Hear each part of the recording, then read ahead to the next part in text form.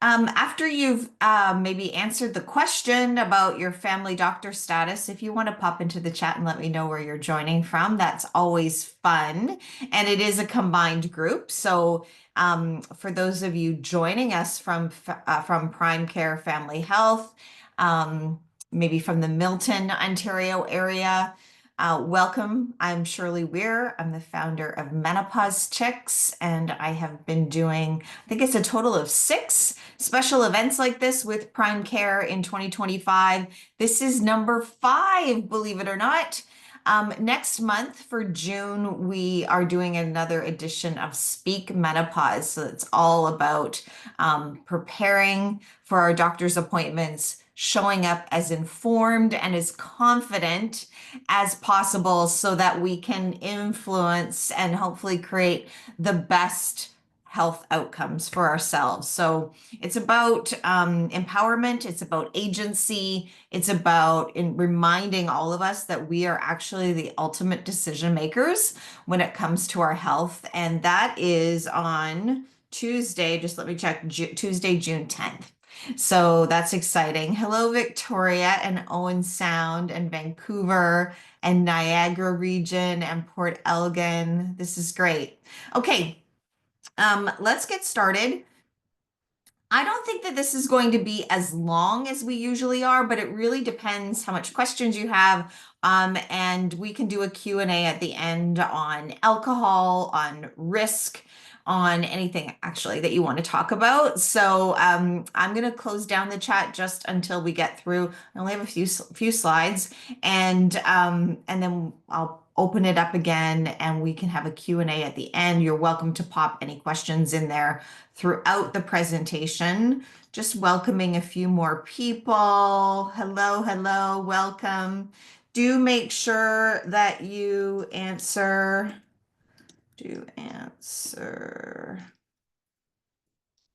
this for our sponsor. And thank you for joining us. Okay.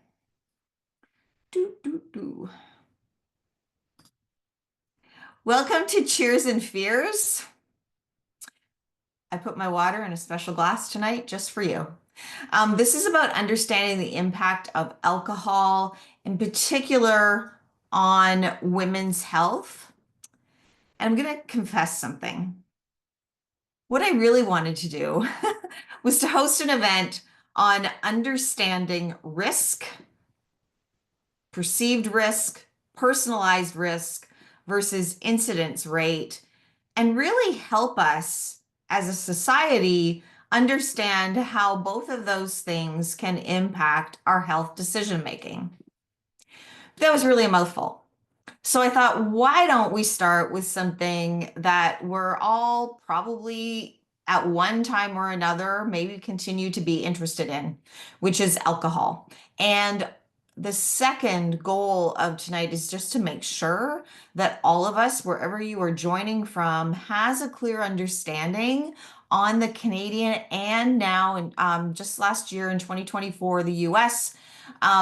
We have both issued brand new guidelines around alcohol consumption. So I want to make sure that we're sharing that information. So let's get started.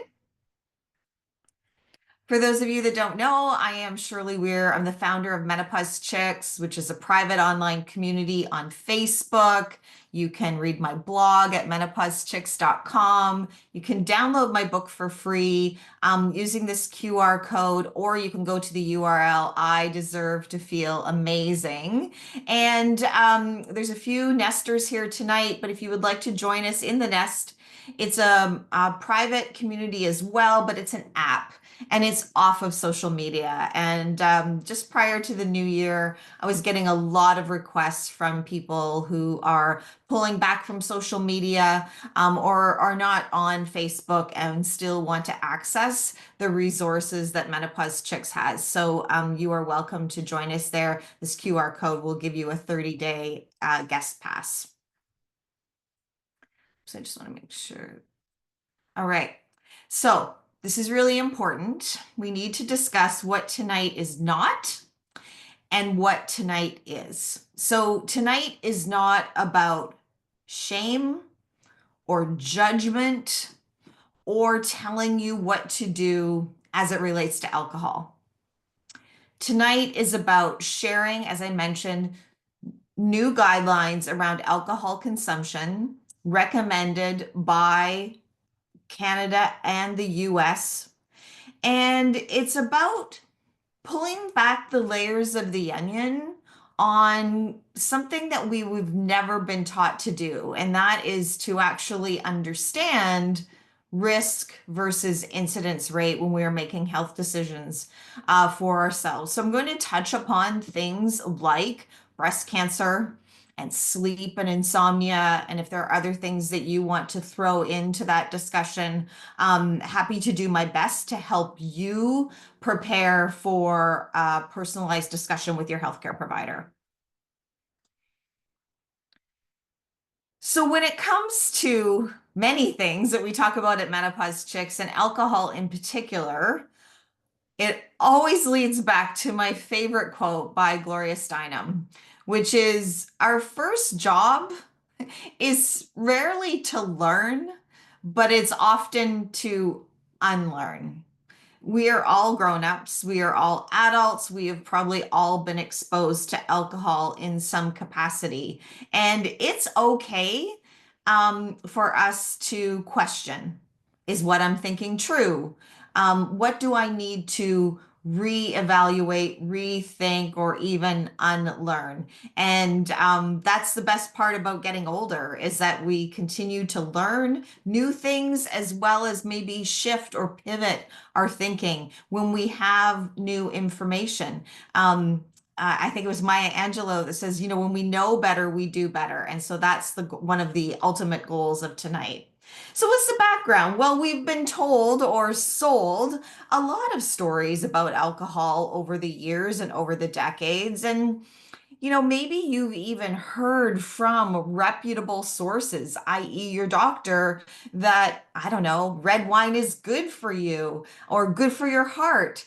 And I know I heard that, but I never really got curious enough ask, well, why is it? Is it the low sugar or is it, does it have antioxidants or like what is it about? Why would a doctor say that red wine is good for us?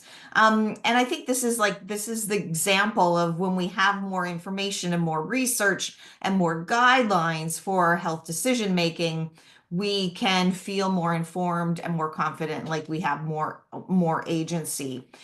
Is a glass of red wine every now and then going to be a bad thing? I don't know. For you get to decide that. That's not for us to share tonight, but what we are going to do is just walk through what's new in the guidelines. And then what do we do when the marketing stats, i.e., the positioning of where liquor stores or pubs are, the number of tax dollars that are brought in by our governments because we choose to buy or consume alcohol? What do we do when those marketing and sales statistics don't quite line up or align with our health statistics? Well, we have some options, and that's the good news too. Um, as I mentioned, the new guidelines for Canada came out in January of 2023 and late last year in the US. And this is how they have changed. Rather than saying that it's safe, and I'm using air quotes, to consume a glass of red wine a day or 2 drinks a week, what they're saying now is that for the lowest possible health risks for men and for women, the recommended dose of alcohol is 0 drinks per week. And the recommended maximum is 2 standard drinks per week. And these aren't necessarily to scare us, but they're really to help us hone in on what the real risk assessment would be as it relates to cancer, cardiovascular disease, cognitive decline. Those are some longer term um, uh, impactful health changes that we could experience over a lifetime of consuming alcohol. But I also work with a lot of individuals who are navigating perimenopause to menopause, and they're coming to me and they're saying, Shirley, I notice that I'm just not metabolizing a glass of wine like I used to. I just don't feel good. I don't feel the same. I'm not having the same, it's not having the same effect. And it's negatively impacting my sleep. So we're going to talk about sleep tonight as well. So this is a snapshot of the Canadian guidelines. You can download this poster at ccsa.ca. If you want to take this to the next level, there's a full report there. I didn't put it into the slide deck because it's uh, quite overwhelming. But if you wanted to look up the exact perceived risk for, I don't know, whatever it is, liver cancer, whatever it is that you're interested in, there's an appendix in the report that shows that. Now, that doesn't mean that that's your personalized risk, but it is a number or a starting point for a conversation. I'm going to drive this point home as best I can tonight to take to your doctor. So it's a conversation starter. By the way, I was at this event highlighting the impacts of alcohol on women's health, and I learned that X% of colon cancers can be prevented by reducing alcohol or something like that. It's a point of discussion. It does not mean that that is what your destiny is. The only way, and again, I don't even think our healthcare professionals have those type of crystal balls, but the best way possible to evaluate your own perceived risk is to bring in all of the factors that you're concerned about and have an informed discussion with your healthcare provider.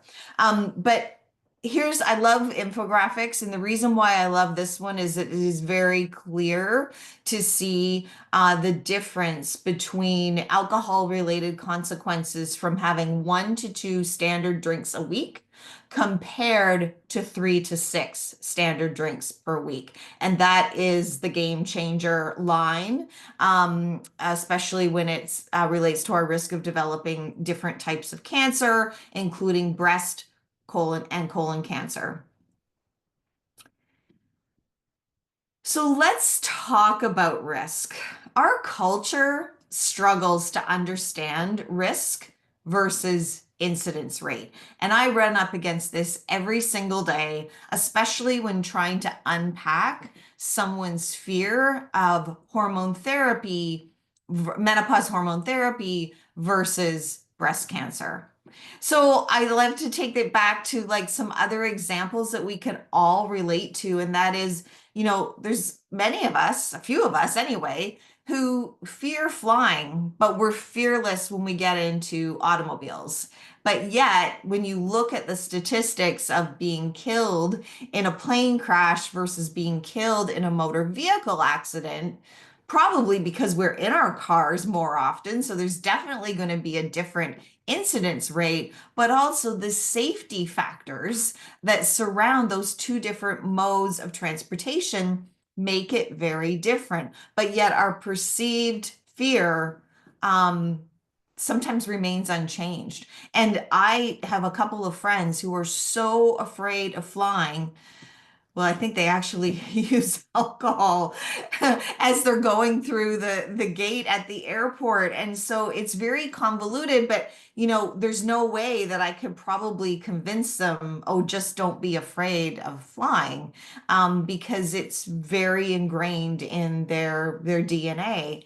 And so the same thing gets transferred to menopause chicks. Often we will fear hormone therapy because of a perceived risk around breast cancer. But when we look at the incidence rate of breast cancer cases is 3 in 1,000, which is 0.3%. If you think better or absorb information better in percentages, 0.3%, which is less than 1%, less than 1/3 of 1%. And that's for over 5 years of use. And we're going to get into it a little bit later, but age is a factor for increasing the incidence rate of breast cancer. So if you're taking hormone therapy for 5 years, you're also 5 years older as well. So there's obviously, that's the first time we're going to talk about this, but it will come up a lot. And that is there's always those overlaying factors. And yet we know this, and we rarely, even in the Menopause Society's guidelines around hormone therapy, we rarely talk about alcohol's role in breast cancer, despite there being glare and clear risks. So perceived risk is not equal to actual risk. Avoiding menopause hormone therapy without having gone through a personalized benefit versus risk assessment, avoiding hormone therapy because we are making decisions based on marketing or memes, that will not lower our risk of getting breast cancer. And at the same time, we need to understand that alcohol will increase our risk of breast cancer, our risk of at least 7 types of cancer, including breast, and the risk increases with every alcoholic beverage that we consume on a weekly basis. So the twist is that most women I speak of are often afraid of menopause hormone therapy, but they're not always afraid of a nightly glass of wine. And I see this, I hear this also from a lot of my physician colleagues who, as you can see, it takes a while to unpack this in a doctor's office and to mention to a patient that they should be getting curious about the potential benefits of hormone therapy, or to help a patient who has some of those other risks for breast cancer in their family, first degree relative, or their own personal history. Perhaps they've had breast cancer. So it takes a while, and we're trying to tease out what is related to society and those messages that we've received over the years or over the decades, and what is related to actual perceived risk. Oh, I'm sorry. I'm sorry. I'm sorry. Why is it doing that? Okay, it wants to take me to the website because I put the URL there. Just give me a second. Just make sure that I'm in full screen. Nope. There we go. Okay, so I just want to keep for a couple more minutes talking about breast cancer and making sure that we all understand what the risks are for getting breast cancer. Those of you that are in the nest, you've probably heard me say this over and over again, but it's come up already a couple of times today in the Menopause Chicks community. So it's an ongoing conversation. And if you've heard me say this before, let's use this time together today to prepare for how we are going to pay this information forward. How are we going to have this conversation with our friends, our loved ones, at the backyard barbecue this summer? So what should we be asking about breast cancer? Well, for ourselves, it would be, do I have breasts? That's really important. I had one member not so long ago who had had both her breasts removed, double mastectomy, and her doctor was still saying that she could not take hormone therapy for fear of getting breast cancer. Do you have breasts, and are they dense? Dense breasts can increase the risk for getting breast cancer, but super important, they also create more opportunities for not diagnosing breast cancer that's present, unless that individual is doing double screenings, such as a mammogram and an ultrasound. So you definitely need to be having an ultrasound if you have dense breasts. And also, it increases the opportunity for false negatives as well, because dense breast tissue shows up on a mammogram as white, and so can a spot, a cyst, a malignant tumor. So, do you have breasts and are they dense? Second, is my age a factor? So, the incidence rate for breast cancer is 1 in 8, but it's 1 in 8 if you are 85 years old. So, and when we're talking about age, we have to understand it in the context of where we are in relation to 85. If I'm under 85, my risk or incidence rate is going to be lower than 1 in 8. Everything else, I should have put a red asterisk here. Everything else, such as exercise, weight, and alcohol, are within what we call modifiable factors. One of the only things that we can't modify besides having breasts and age is our genetics. So a few minutes ago, I referred to having a first degree relative who has had breast cancer. I need to underscore this as well. When we talk about genetics, what we really need to look at and where you would want to speak with your healthcare provider about working with a genetics counselor, for example, is when we have a first degree relative who has had breast cancer.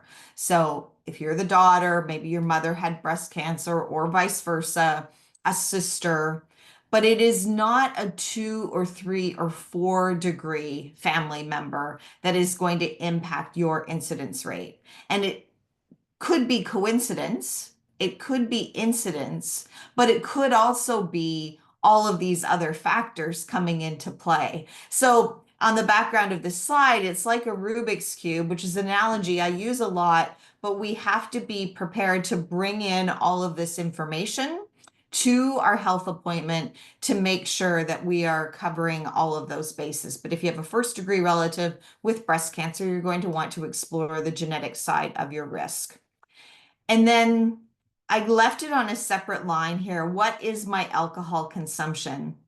This is an interesting one. I've spent the last 2 years actually really paying attention to this.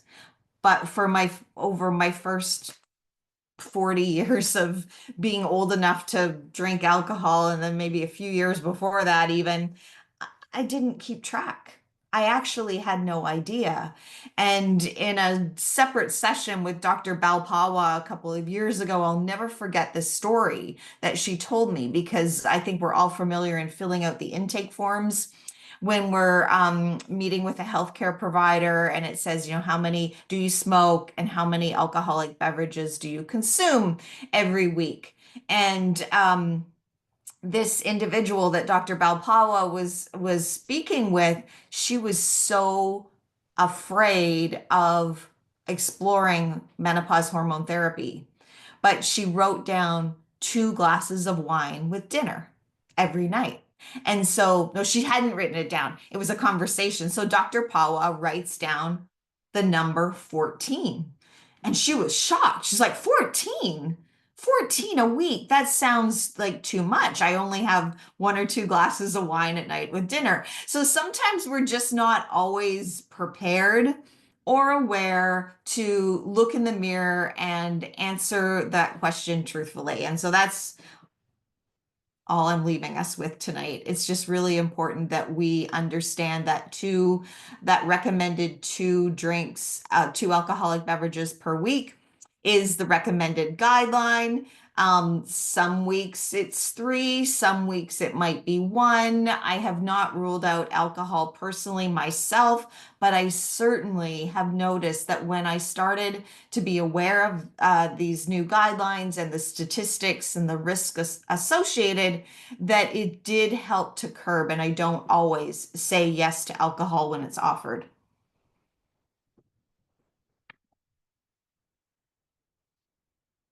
Oh. So this is straight out of the Menopause Society position paper for menopause hormone therapy.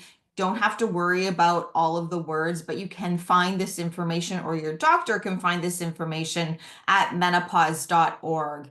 But the key section on breast cancer in the position paper on hormone therapy from the Menopause Society clearly states that the risk of breast cancer related to hormone therapy use is low. And then it talks about occurrence rate. So the occurrence or incidence rate is less than one additional case of breast cancer per 1,000 women. So that's 1 in 1,000, which is 0.1%. 0.1, less, significantly less than 1%.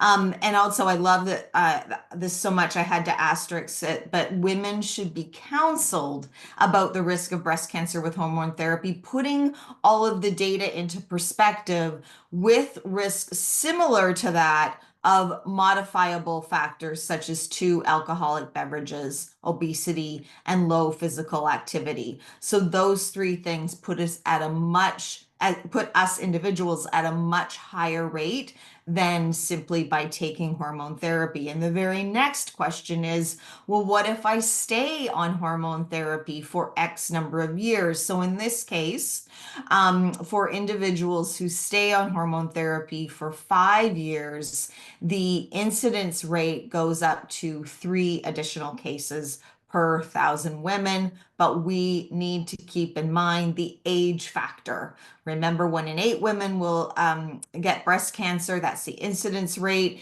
If we live to be 85, in this case, the women taking hormone therapy have aged 5 more years. It goes up to 0.3%, not 3%, 0.3%, which is less than 1/3 of 1%. I don't know. You might be like, oh, Shirley, why is she going on and on about this? But back to the automobile, because I got really curious. What is the rate of being killed in a motor vehicle accident? It's actually 1 in 101. So it's 3 times higher, the chance of us being killed in a motor vehicle accident, than being on hormone therapy for 5 years. So still, both of them less than 1%, but traveling in our cars 3 times higher. So we make our appointment. The best opportunity, because I know that a lot of the conversations in the Menopause Chicks community are about, oh, it's too risky. What's my risk? And I would like us to have a paradigm shift around that so that we are now talking about what are the benefits versus the real personalized risk to me. So it has to be individualized. It has to be decisions around hormone therapy and any other type of therapy need to be made via shared decision making. The best decisions are going to be when we show up with as much information aligned with our values as possible, share that with our healthcare professional, and then look at all of the options and choose the one that's right for us. It's about ensuring that we incorporate that quality of life with other impacts. So, how do we want the next 3 to 5 decades to look like for our vaginal health, our bone health, and any other positive side effects such as sleep or mood support? Are there any existing health conditions? And what can I do today to address modifiable risks? Exercise, weight, and alcohol. So that brings us to what is the real risk of taking hormone therapy. And we also have to ask the final question is, are there risks and what are they for me if I choose not to? So in the modifiable risk category, since we're talking about cheers and fears tonight, I wanted to break down the breast cancer risk associated with 1 to 2 alcoholic beverages per day. So this goes back to Dr. Pawa's patient that I was telling you about. If you are having 7 to 14 alcoholic beverages per week, the baseline risk is still that 1 in 8 that I was talking about, or 12%. And then what happens when when the Sorry, just got my words mixed up. Studies show that each 10 grams of alcohol per day, which is about one standard drink, is associated with a 7 to 10% increase in relative risk for breast cancer. So, what would happen is that if we're having one drink a day at the 7 drinks per week, it's about an additional approximately 10% increased relative risk that we're putting ourselves at for breast cancer.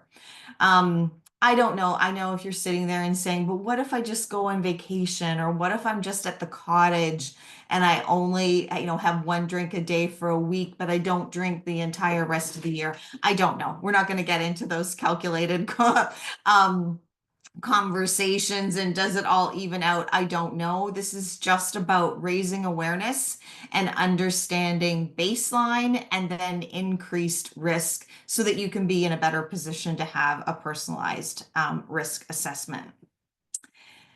The next topic that I'm hoping to share with you is around sleep.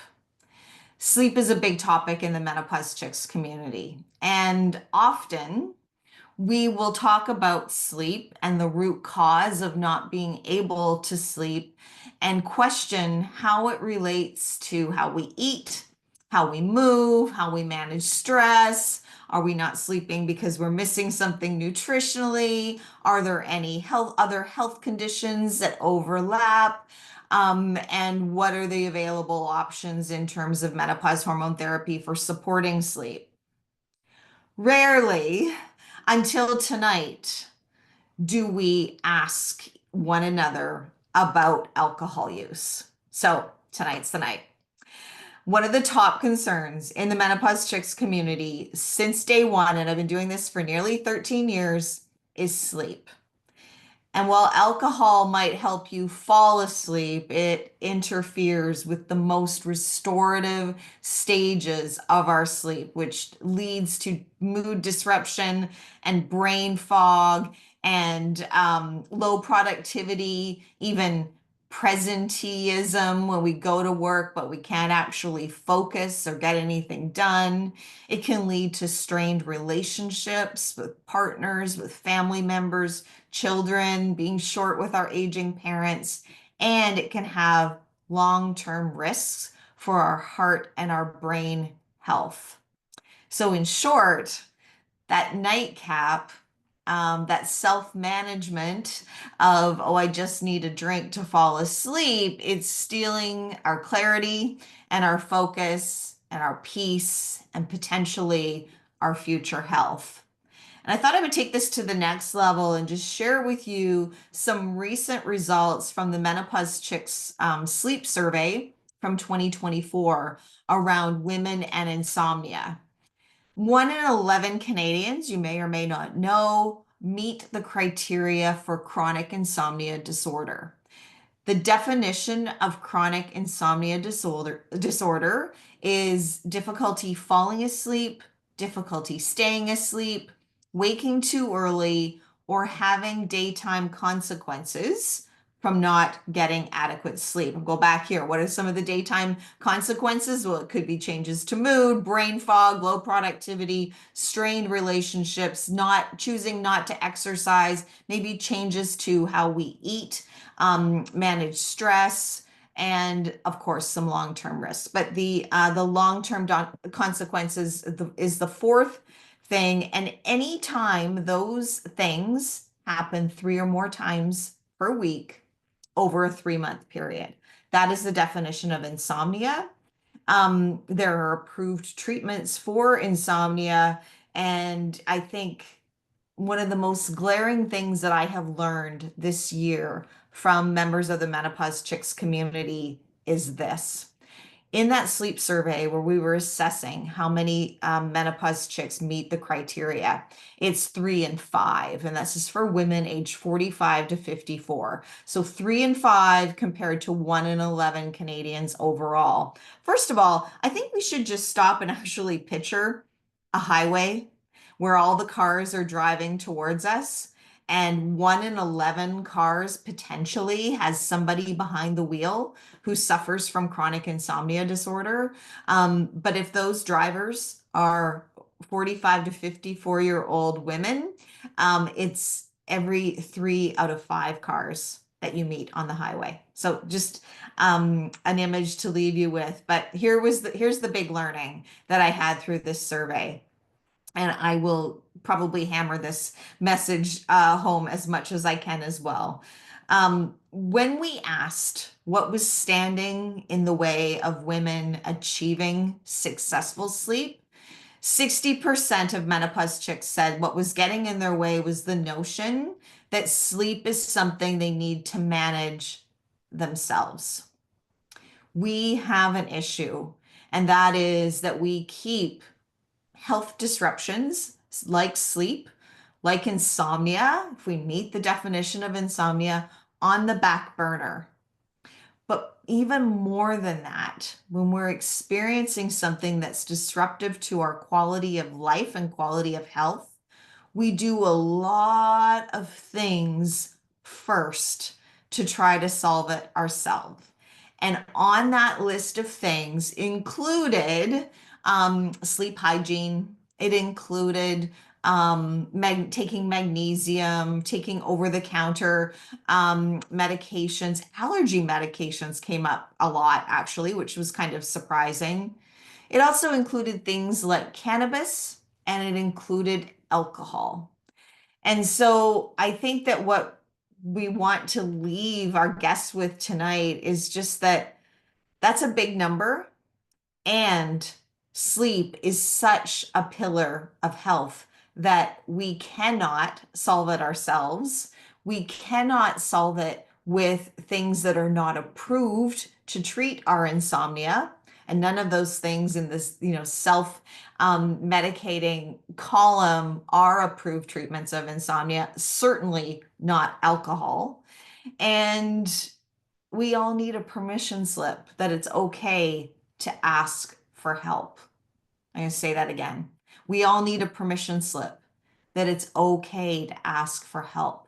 So if sleep is maybe one of the first things that you are noticing that's disruptive to your health, consider the impact of alcohol if it's present.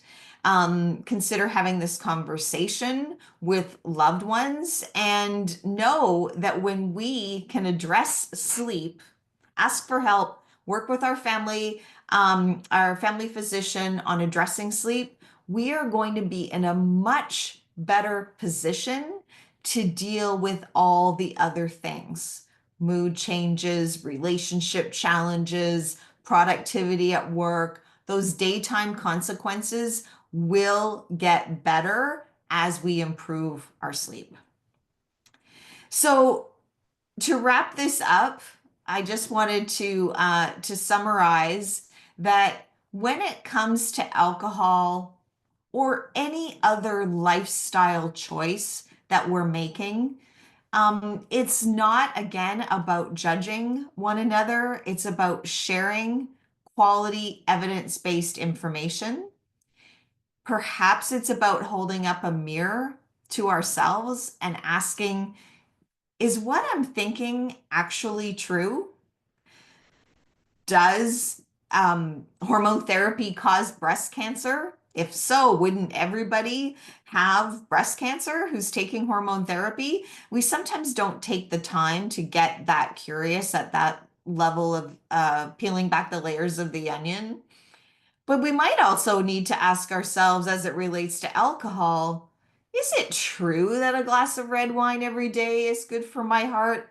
Or do I need to rethink that? Would it be better for my health if I didn't have any alcohol tonight or this week?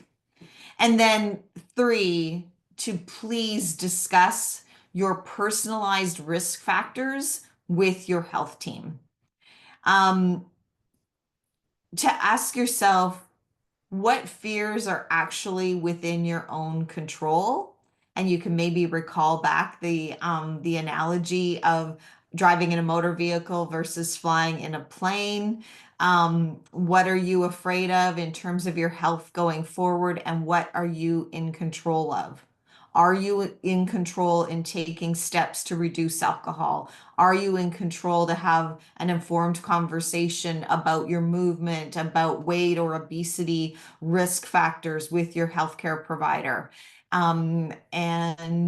And share this information forward if you can with your loved ones. There's one thing that I just realized I forgot to mention about the new guidelines when they came out. So I'll add that in here and then I'll close down the slides and see if you have any questions or how you would like to carry this discussion forward.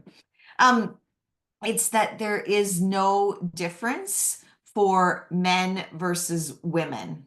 While we might metabolize alcohol different, when if you want to download the report and look at the statistics for all of the health conditions that are impacted with a risk factor related to alcohol, it is the same for men and women. So I thought that that was a very important learning because we may have been told in previous iterations and in stereotypes that we've picked up along the way that that was different.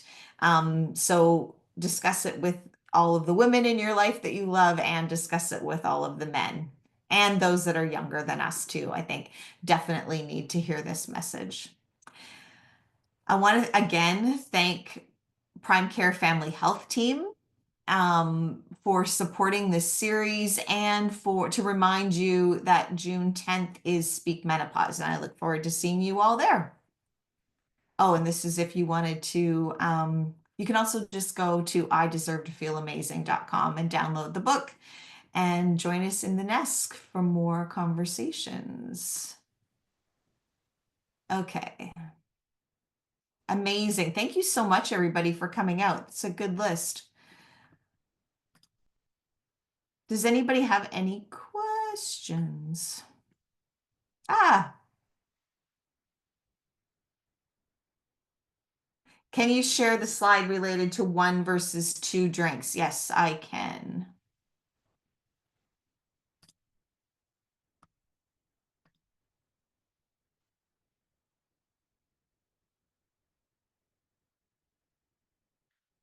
And if you'd like to download this, I assume this is the slide that you mean. You can go to ccsa.ca. You can get the full poster and you can download the full report there as well. So what they're showing on this is that zero risk, zero drinks equals zero risk. 1 to 2 standard drinks, or the maximum would be 2 drinks per week, equals low risk. So it's not no risk, but low risk. And then really when we see the incidence rates of certain types of cancer and cardiovascular health as well, is in the 3 to 6 standard drinks. And then, yeah, we don't want to talk about 7 or more a week, do we?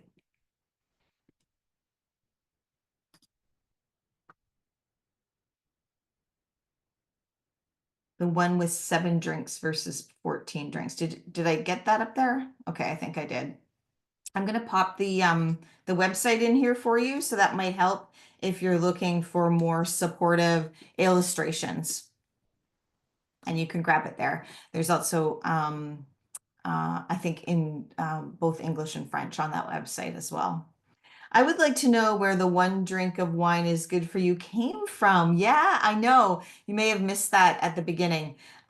So I didn't include that in preparation for this presentation, Anna, because the origins of some of the wives' tales or stereotypes that we've received over the years. Just didn't invest the time in looking it up. But starting in the 80s, there was evidence that red wine, having a glass of red wine with dinner, was good for us or good for our hearts. Perhaps because it has resveratrol in it, perhaps because of the antioxidants, I'm not sure. It's just important for us to know that if we got that message, that that is no longer what the Canadian or the American guidelines are recommending.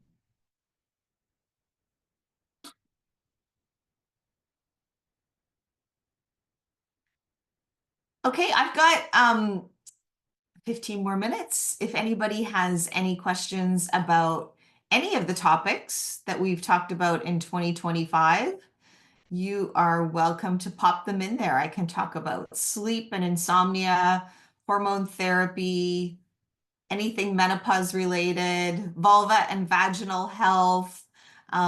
We had the event called North of 60 in March. I'm happy to address any questions about that. And if you have to go, I wanted to remind you that the replay of tonight's event will be posted in the Nest, which is the Menopause Chicks app, and it will be posted in a few days on the Prime Care Family Health website. So thanks for coming.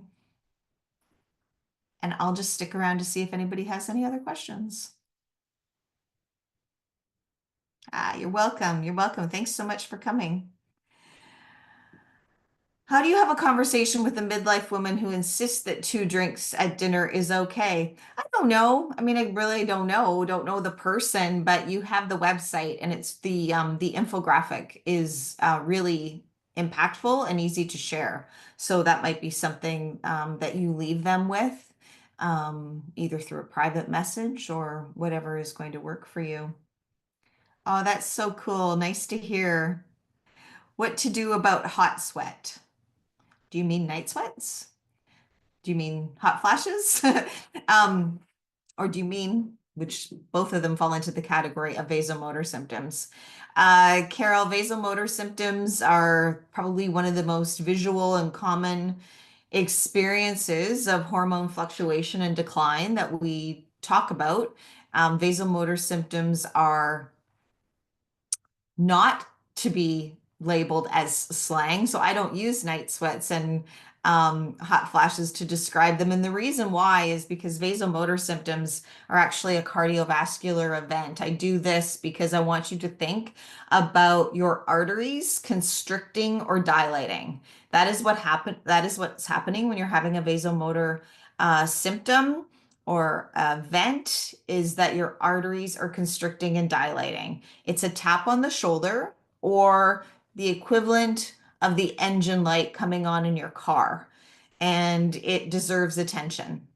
Yes, can women tolerate a bit of heat? Absolutely, but we should not ignore it. And the reason we should not ignore it is not only because we want to protect our cardiovascular health going forward. Super important because it's cardiovascular disease is the #1 premature killer of women. But we also want to use it as an invitation to get curious about what else we need to be doing. If we use vasomotor symptoms as that tap on the shoulder, it presents an opportunity for us to get curious about how we could be investing in our bone health, because when hormones decline, our bone density is also at risk. It's not at risk, it declines without supports such as hormone therapy, lifting weights, balance exercise, and proper nutrition. And then the third thing that I would encourage you to really get curious about and to invest in is genitourinary health. So again, as hormones decline in postmenopause, our genitourinary health is definitely going to change. We will experience vulva and vaginal dryness if we live long enough. We could be at risk for higher rates of UTIs, urinary tract infections. We could be at risk for incontinence, and we could be at risk for other genitourinary issues such as pelvic organ prolapse.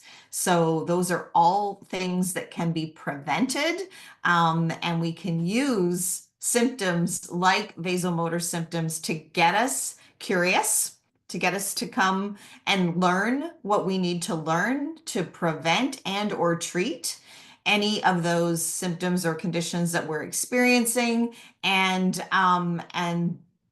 invest in our health so we can get on with living the next 3 to 5 decades with as much joy and vitality as possible. Hot flashes, got it. And Carol, I'm not sure if that's what you're asking, if my answer met your question tonight, but do pop into menopausechicks.com, menopausecommunity.com, which is a Facebook group, or join the Nest through the QR code that I had up there tonight, and you can learn more about investing in your health. Okay, my friend says she has weird, vivid dreams when she takes progesterone at bedtime after she has had alcohol. Have you heard of this? Well, I don't know if I've heard of that combination per se. I have heard of individuals having more vivid dreams, definitely, and I can't know enough to parse that apart, whether it's progesterone related or if it's alcohol related. Um, but she could remove the alcohol and see what happens. Can't remove the progesterone. Yeah. Yeah, I can see where that might be a problem. I can't tell you how to take your progesterone, but if it's an issue that's affecting quality of life, obviously, consider speaking to your doctor, your pharmacist about taking progesterone at a different time of day. It doesn't have to be taken at night. Often I forget. So I just decided after I forgot too often that I leave my progesterone on my desk and I take it in the morning when I get down here. But that's me, and I can't tell you how to do it. So make sure that you discuss with your prescriber that you would like to change how you are taking your hormone therapies because you're having some of these experiences. Got it. Yeah.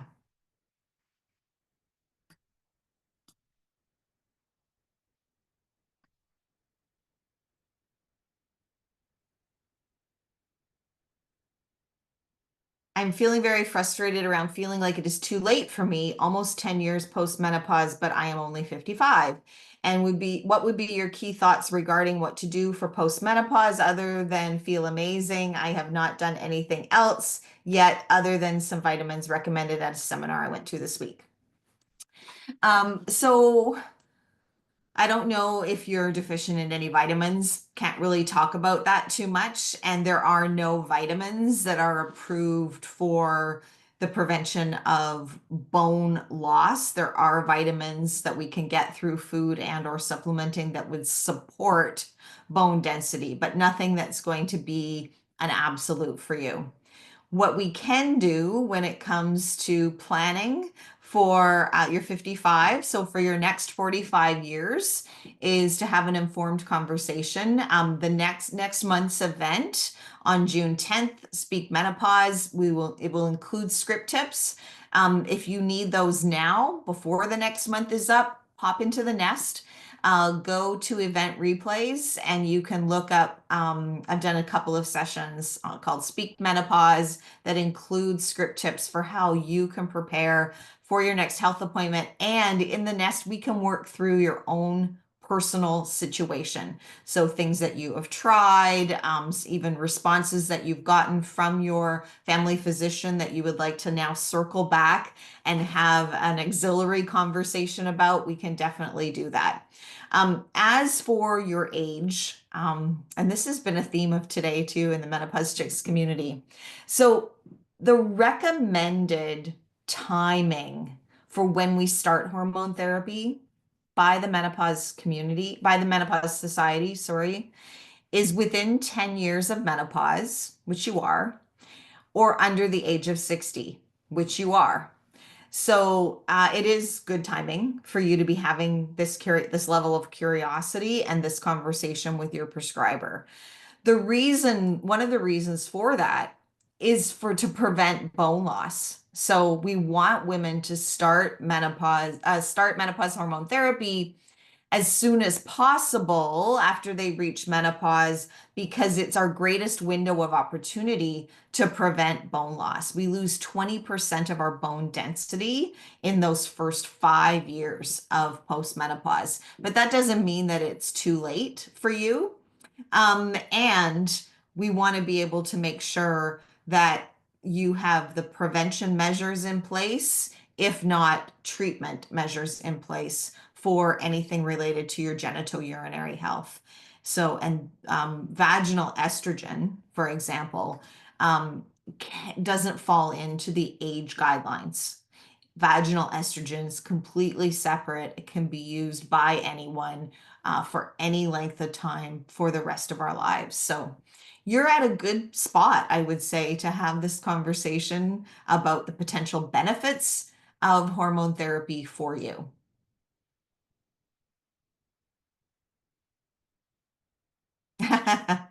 Okay, good. That's good. Feel Amazing is amazing. She's referring to the Feel Amazing vulva and vaginal moisturizer. At least I think you are. Yeah, I know you are. But that's good. So that has hyaluronic acid in it, and hyaluronic acid is a naturally occurring molecule that our body used to make on its own at high volumes. And then it started to decline in our 30s and in our 40s. And hyaluronic acid is something that our body needs, helps to keep our eyes moist and our mouth moist and our joints lubricated and our vulvas and vaginas healthy. And hyaluronic acid is also an ingredient that can be used to support those things as well. So if any of you have ever gone to get eye drops, get eye drops with hyaluronic acid in it. Some of you may have heard or have had this done yourself where you need an injection of hyaluronic acid in your joints, like your elbow or your knees. So that's definitely something you can do. And hyaluronic acid is approved for the prevention and treatment in a moisturizer for our vulvas and our vaginas. So if anybody's interested in, um, yes, that's the stuff. LOL, highly recommend.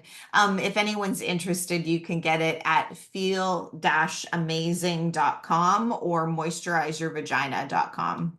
I'll just pop that in here.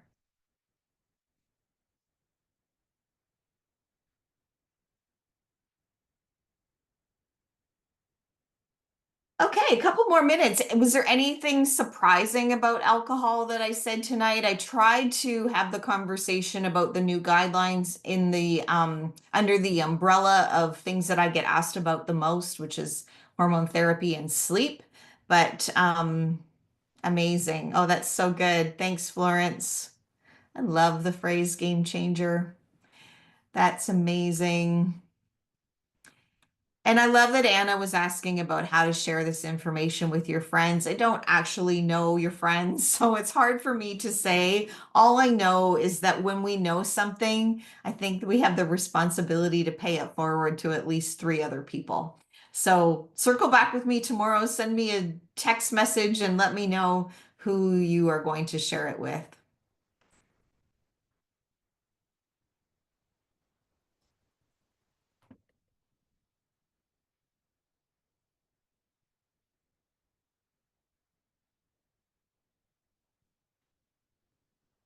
Yes, World Health Organization. I had read that today too, Anna. Thank you. Um, I will also say while I did not have access to this information 9 years ago, a lot of my colleagues are dealing with perimenopause and menopause, and I am now sending them your way and telling them to do what Shirley says. Okay, that's amazing. Thank you. Like right now, we'll save a lot of grief. I mean, I'm laughing because I'm flattered. But that is an option. If you don't feel yet comfortable that you can be the purveyor of the information, you can be the concierge. You can be the person that points your friends and your loved ones towards the evidence. And that's why I did want to share that CCSA website because their infographic and their report is really easy to read, quick and easy to read, easy to download and access. And for the most of the challenges that we have when it comes to our health, if we can get by the hurdle of not knowing where, the good information is and who we can trust, we can get by that hurdle. We can pretty much figure out anything. So, be prepared for your conversation with your healthcare provider, especially if you're making any decisions. Oh, look, I'm like half dressed today, and let me know how that goes for you. I enjoyed doing this, and I will, if I don't see you before, see everybody on June the 10th. You're welcome. Good night.